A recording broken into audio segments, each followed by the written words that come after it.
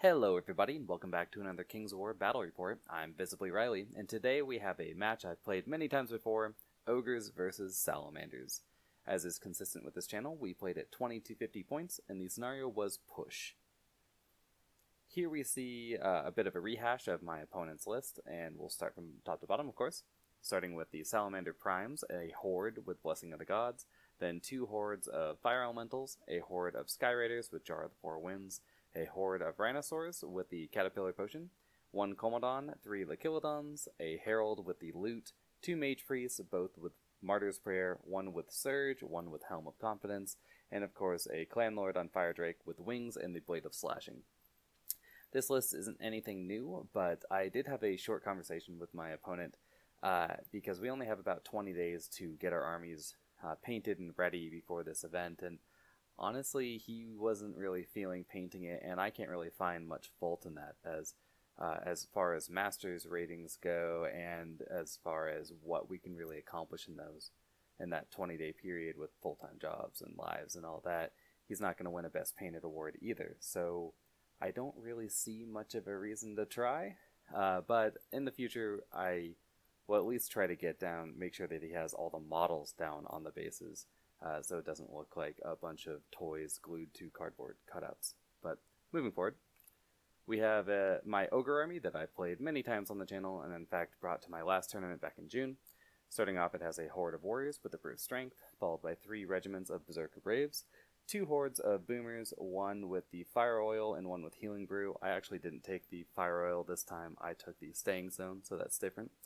Then I had 2 warlocks, both with Drain Life, 1 with the Loot, 1 with Banner the Griffin, followed by 2 Red Goblin Big Gits on Fleabags, Grakagamok, Nomar Garok, and Grakagamok's Finest Braves. This is a list that I think it's okay, but honestly it was just fully painted and it was already in my trunk, and I let my opponent choose what he wanted to play against, and he rolled randomly, and so it was Ogres.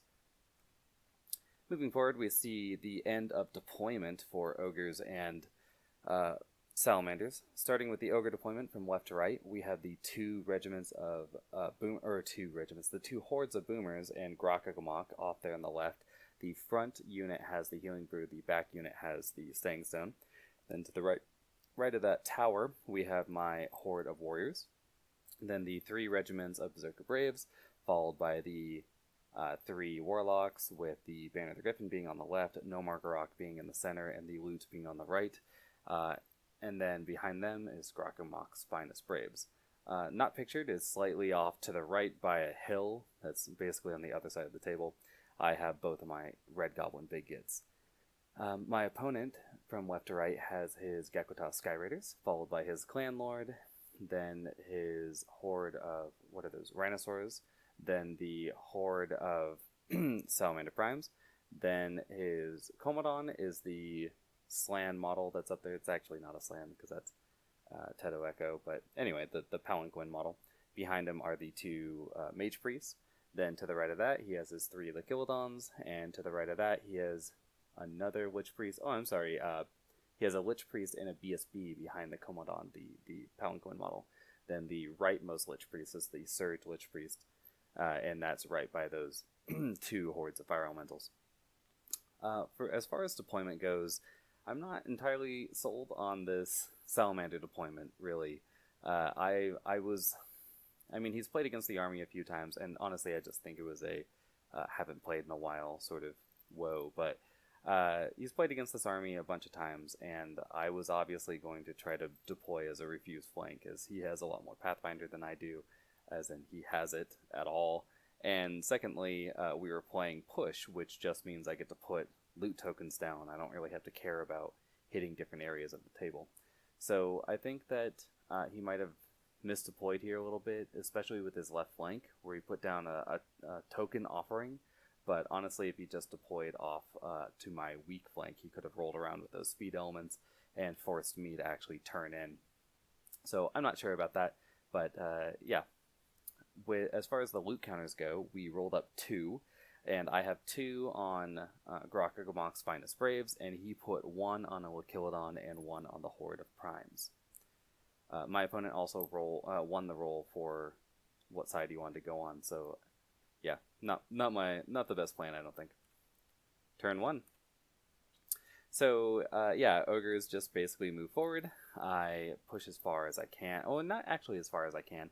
I pushed an okay amount to make sure that my guys weren't getting charged, and if he decided to try to take that central hill, I could do something about it. I can see his rhinosaurs, or really anything on the left there, because their height, he's got 2 height 3 units and the large cab and the height 4 monster, so I can see him over this hill, and obviously he can see me, but he's not going to want to go into the center. Otherwise, I just walked forward with my warlocks and actually marched with the boomers, this time leaving a 1-inch gap, as I can't remember exactly who said this, but in my Ratkin versus Brotherhood battle report, they pointed out that I couldn't countercharge, and I had always been told that it was countercharging was always to be allowed, and after reviewing the rules myself, I decided that, yeah, no, that's absolutely correct. So I've left a 1-inch gap between my units to make sure that if he countercharges when he falls back, if the front unit wavers, I can still charge in. So that's the idea there. And Grok just turns a little bit, so no matter where he goes on the left, unless he marches, I think, no, even the monster couldn't. No matter where he goes, I can see him if he chooses to go forward.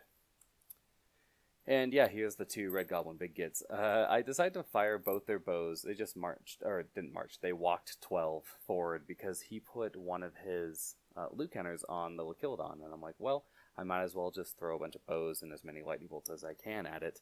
Unfortunately, I blocked off my own line of sight for the lightning bolts, as I haven't really been playing this army. So I just shot into the primes for some piddly damage. But these guys, with their 6 bow shots, actually put 2 or 3 damage onto this Lachilodon, so I'm pretty happy with that. Yeah, just showing off what they shot at, and showing off what they shot at. I don't end up wavering either of these units, so they're just, some pot shots right now. And moving on, this is the Salamander turn 1. He's basically moving back on his left flank because, and actually, I think that this is sort of smart. I mean, he's keeping himself within 20, so he can always countercharge if he wants to. But at least with the Gekota, yeah, walking back with them is a great idea. I'm not sold on the clan Fire Drake. Excuse me. I think that would have probably been better served moving forward a little bit and keeping within 12 of maybe one of my regiments of Berserker Braves and out of 12 of everything else, right? So I can shoot at him with my boomers if I want, but I can't really charge him. I think if he had done that, he could have better utilized his breath attack, but it's not what he does. On the right flank, though, he does move forward. 2 Lachilodons take over that pond, which I think is, pretty thematic. I like the idea of skinks in a pond or in a swamp, while the Fire Elementals just sort of roll forward. And the gap between the Fire Elementals, keep that in mind. So, and then, yeah, his center doesn't move at all, because why would they? He ends up casting Martyr's Prayer onto his primes to remove all 3 of those wounds, but I think he leaves them on the Lachilodon, and I'm not sure that was the best plan, as I can't get to the primes yet. Like, I can't charge them. My Lightning Bolt can't do enough damage, and I could still spike Lightning Bolt into that Lachilodon and kill it with the loot marker. But I think maybe the idea is that he'll just have the loot marker anyway. During his turn, he puts 6 wounds onto that frontmost Brave unit, that are in front of Grokagumok's finest, but doesn't end up actually getting a waiver or obviously a kill, as they can't be wavered. Yep. And oh yes, he did the Gekota Sky Raiders fire at my frontmost boomers and do 1 wound to them, so bully that. Turn 2. Yeah, so let's start over on the left. I end up healing the 1 wound off of my boomers with the Healing Brew, and otherwise I just move forward a little bit. The boomers decided the frontmost boomers could shoot at his rhinosaurs, and honestly I just want him to engage me, so I'm willing to sacrifice my horde of boomers for that, as Grok and everything on that hill next to them can do quite a bit of damage. Otherwise, yeah, I just move up on the hill. You can see me measuring the line of sight for Grokagumok's finest Braves, and I'm just making sure that Commodon doesn't have a flank charge on him, because with the Blast D3, I don't want him to have 9 attacks that have Blast D3, even on a 5+ to hit. Let's see, what else? Yeah, I move forward the wounded Berserker Braves to just walk in front of the Salamander Primes. he either charges them or he shoots at them. Either way, I don't really care, because Grok's finest Braves can already charge. Yeah, and on the right, I told you to keep that gap in mind with the fire elementals, and it ended up being a perfect gap that my little goblin, red goblin on Fleabag, could fit between the fire elementals and charge into one of his Lachilodons. I wanted to charge his Mage Priest, but he was just slightly out of range. But yeah, I not only got to do that charge, it was in an exact straight line. It was right in front of him, no wheeling whatsoever. So I thought that was kind of funny. And when you're given that sort of opportunity, you take it. The other red goblin Big Hit decides to just stall up the fire elementals a little bit and go to his death. Otherwise, I think I just open fired on his Lachilodon with a loot marker. But now that he has cover, he's a little harder to hit, and my warlocks are pretty spread out in terms of getting their plus dice, so not the most efficient. But I do end up doing 1 wound to the Lachilodon with the loot marker. I do 3 to the other one, and I think it's honestly because, again, I blocked my line of sight to, I think, Grok. Oh, no, not Grok, Nomar. So he had to shoot at this one. He had 3 wounds to it, so that's nice. I waver both of them exactly, which was kind of funny because I exactly killed them and then exactly wavered them each time. In the top there, my red goblin Big Hit does 1 wound to the last Lachilodon, so at least none of them are shooting. But that one is not wavered, so it can do what it wants. Yeah, this picture was taken after my opponent's turn 2, and you can see he sends his Clan Lord and Fire Drake and the Rhinosaurs into that boomer horde and wipes them out. And otherwise, he just puts his little Gekota Sky Raiders into just shooting into my remaining boomers, trying to drop them, and does 7 wounds to them, but it's not enough to break. Otherwise, he puts a couple of shots from, I think it's Comodon, onto my Banner the Griffin guy. Does not break him. And not the Lachilodon, but both of the Mage Priests just turn on my little red goblin Big Hit there, so instead of getting the counter charge, he just shoots me with Fireball, as I think smartly he chooses not to try to get Martyr's Prayer off this turn, as I'm just too close and can see over all of his units, because they're all height 1 except for the fire elementals. So I think that was a wise move. Unfortunately, yeah, he sends the fire elementals into my remaining red goblin Big Hit, and he does, I believe, 6 wounds to me. Yep, 6 wounds, and then rolls a 3 for the break. So unfortunately, only wavers that goblin. So yeah, not great. And this is showing off, yeah. This picture is out of frame. Yeah, this was me shooting at his Rhinosaurs last turn. Not sure what happened there. Anyway, turn 3. Yep, another picture of the die. So on the left, I have a lot of charges going on. The boomers go into his Gekota Sky Raiders. Grok goes into his Clan Lord on Fire Drake, and I get a double flank charge into his Rhinosaurs with a regiment of Berserker Braves and the horde of warriors. So that's not great for them. Otherwise, I move into the center. My Berserker Braves in the woods had picked up that loot counter for being in base with it. So they grab that and get the charge into his primes. Of course, it is hindered, so they're at 5s to hit. But Grokkagamok's finest go in there as well. Lastly, I just sort of leave that red goblin Big Hit in front of the fire elementals because he's already where I want him to be. So all of my wizards decide to shoot into his Lachilodons this turn, and I think I do 1 wound to the one with the loot marker. And we'll have to go forward in the picture to see what happens, because I don't really remember. I at least wavered it, I know that.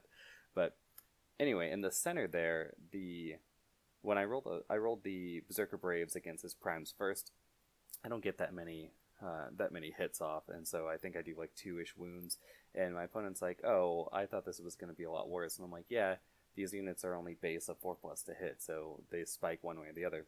But Grokkagamok's finest, I had cast Banechant on them with Nomar Garok, so they also have Vicious on top of wounding on 3s, and they put an absurd number of wounds out. It must be like 17 or something. It was in the high teens. So with 30 attacks, right, even with the elite reroll and then the vicious reroll, 17 wounds is still very high. And yeah, they just pop right through them. So my opponent's center is already gone. Then on the left, the Berserker Braves and Warriors easily kill off that horde of Rhinosaurs. They just blow right through it. So they're gone as well. I turn away, back towards the center, away from the Clan Lord and the Gekkotas Sky Raiders, because Grok hits with 6 out of 7 attacks, does something like 12... No, he does 11 wounds to this... Oh no, I'm sorry. He does 10 wounds and has Brutal. So he ends up doing 10 wounds to this Clan Lord and wavering him. So yeah, he's not even going to be able to get away from Grok next turn. And then to make matters worse, when I fight the Sky Raiders, the Boomers waver them as well. So his Rhinosaur Horde is gone, and both these units are wavered over here. His center is gone, and I believe the loot-carrying Lechilodon is gone. And this is showing the reform, Grok's Finest Braves and all that just turn away. I think his BSB had he had on his turn, which I missed, the frontmost Braves with the 6 wounds. Yeah, he charged into them with the Salamander Primes and just deletes them. So, yeah. And yeah, this is just showing off that charge. And here's actually where my opponent calls it. So, yeah, this is a bit of a short one. It looks like I did, in fact, just waver that Lechilodon. But my opponent calls it here as he has a fair amount of shooting he can still do. He has 2 unwavered Lechilodons and 1 Comodon that can shoot at me. But I'm basically knocking at his door. The left flank is wavered, can't really get away from me. And I'm just going to steamroll over them. And my entire army is turned back towards his center. The only thing, or his right flank, I guess, is now his center. The only thing he has going for him are the 2 hordes of fire elementals. And right now, with how his units are placed, he can't make effective use of that shooting and get the fire elementals really into this fight due to that that red goblin that he failed to kill last turn. He does take his turn 3. He does kill that red goblin and shoot at me with all of his Lechilodons and sort of, pony around with the fire elementals to get them into that swamp. But yeah, I just look at him and I go like, okay, well, you can't, like, Grok is going to charge into you. He's 4 pluses to hit, and then I've got the Boomers charging back into his Gekkotas Sky Raiders, and that's just, that's pretty foregone in terms of conclusion. At least a waver again, and more likely a kill, at least on the Clan Lord. And then in the center, I have a charge on his Comodon that's unimpeded with at least one of the Brave units, and then I'm just going to rush up here. He's killed off, again, he kills off that Red Goblin Big Git, but I can just run one of my Warlocks forward and block that way. He can't, or run 2 of them up, right? Because with 2 of them, I can just build a little box that he can't get out of with Surge, and he kills them, but there's no overrun because I'm not an individual, and then I charge him with my entire army. So, yep, my opponent calls it there, and this was a bit of a short one, but you know what? I didn't break my promise. There were a lot more painted models this time. I hope you guys liked it. If you have any comments, feel free to leave them below, and until next time.